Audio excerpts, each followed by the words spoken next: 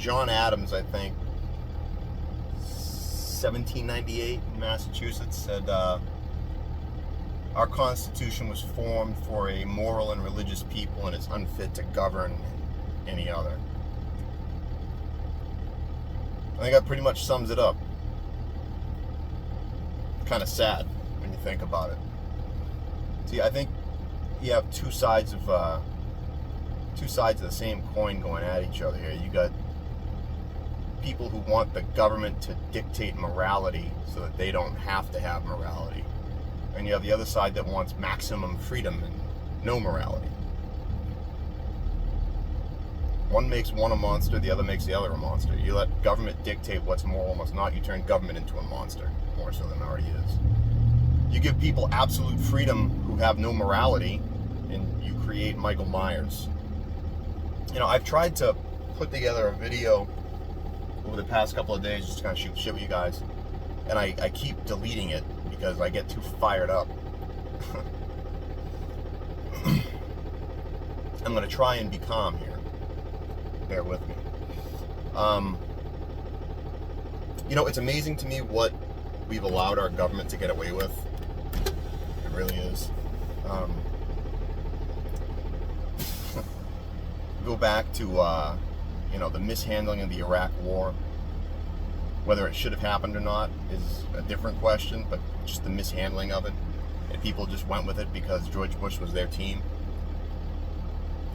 You go back to 9/11 and the massive gaps in intelligence, understanding, and coordination that happened. People just allowed it, and just no one really was held to account. Nobody was held to account in the United States. There were people to hold to account in the United States. Instead, we gave them power to, you know, Patriot Act us into the ground. And I'm guilty of that too, just like a lot of others are. But I learned after that. I didn't make the same mistake again with that. A lot of people did. You know, they allowed the NDAA and FISA courts to grow and expand. And I think a lot of that's because it was politically advantageous for them to allow it to expand. It made their team look good. You know? We let them get away with Benghazi. Why? Why did we let them get away with smuggling weapons out of the port of Benghazi and allowing our guys to be murdered? Well, because it was politically advantageous to one team. Just what it is. You can deny it all you like, but I got news for you. If you're a Joe Biden voter, if George Bush was in office during Benghazi, you would be screaming for blood, and you fucking know it. Don't bother lying to me about it. You would be, but your team. Hillary Clinton, look at, if you did one smidgen, 1/400,000th of what she did, that bitch had an illegal server hidden in the bathroom of her fucking home with classified information on it. And it was just dismissed. It was just like swept under the rug. She got away with it, dude. You would be in prison for the rest of your natural fucking life for doing half that. She got away with it. Why? Your team. Your team. You let him get away with it. And you think that only expands power for the elite. Yeah, it does. Doesn't expand your power any, because I guarantee you Hillary Clinton would lock your ass up in a fucking heartbeat for half that. And now you get Anthony Fauci, the guy who admits in his emails that masks don't do shit. The guy who fucking told you not to wear masks, then you should wear a mask, then you have to wear a mask, now you have to wear 2 masks. The guy who crushed Donald Trump's lab leak theory. I wonder why he crushed Donald Trump's lab leak theory. Well, could it be because he was funding it? The lab, the level 4 lab, the only level 4 lab in all of fucking China, studying coronaviruses, and there just happened to be a coronavirus outbreak right outside that lab. And you were told by your media handlers that was because people were eating fucking pangolins. And anyone who looked at it just pragmatically like a fucking 10-year-old, common sense, biological lab doing gain of function on coronavirus. The only one in all of fucking China. Coronavirus outbreak. Suspect. Nope. Science denier. Well, now I have evidence to back up my accusations from a couple of weeks ago, don't I? Look, I get this shit all the time. Oh, you always think you're right, Doc. You always think you're right, Will. You always think you're right, Bill. It's not hard to be right more often than you're wrong. Just don't be fucking stupid, okay? It's hot out. That's a fact. I'm right.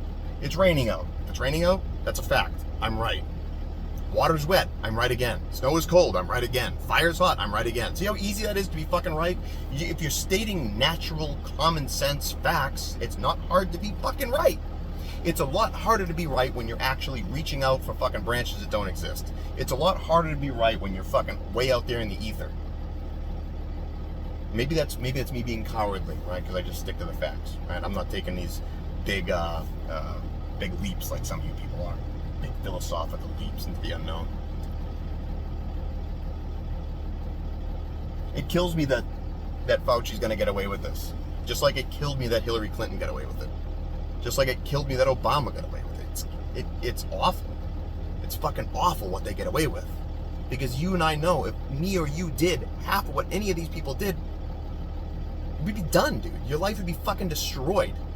Destroyed. You'd have Hillary Clinton going after you. You'd have fucking, the Chris Cuomo talking about how he's going to bench press you out of existence on fucking CNN. You'd have that dude on fucking MSLSD, fucking Rachel Madcow, fucking bouncing up and down on her dildo. They'd be going crazy. But again, we let them get away with it, and we wonder why they abuse us. If you're under the impression, honestly, if you're honestly under the impression that political parties wholly have your best interest in mind, you're a fucking retard. I mean, you are dumb as dog shit. Now, don't get me wrong. There are some people within the political parties who are 100% honest about what they think. I mean, I don't think for a second that AOC is lying. I think she's a fucking nut. But she believes every fucking nutty word that comes out of her mouth. And that bitch is nuttier than fucking squirrel turds. She believes it all. I don't doubt it. Rand Paul, he believes every word that comes out of his mouth. Maybe I think he's a nut, maybe I don't. But the point is, there are some people within the political parties who are honest. Right or wrong, at least they're honest. But for the most part, your political parties are WF, okay? It's Macho Man Randy Savage and Hulk Hogan fucking spitting beer on each other and screaming about how they're gonna rip each other's heads off at WrestleMania, brother. All right, and then they go back behind the velvet curtain and they light up big cigars and they drink fucking brandy and they pat each other on the back. While the fans out front are out there in stretch pants in front of a Walmart at 10 o'clock at night in front of a red box slap fighting over who fucking voted for Donald Trump. You're puppets. You really are. And that's another thing, Donald Trump. You know, it should have been a fucking sign to you when the establishment Republicans, the Mitch McConnells of the world, and the Lindsey Grahams of the fucking world, and the Nancy Pelosi's of the world, the Chuck Schumers of the world, fucking joined arms to fucking fight against Donald Trump. It should have been a fucking sign to you. When the establishment all agrees that they hate one person, and they have been abusing you at the same time for decades, you would think you'd kind of, I don't know, maybe... I'm expecting too much from some of you. Orange man bad. Well, you get what you fucking deserve, but the elites won't get what they fucking deserve, will they? Because they got you.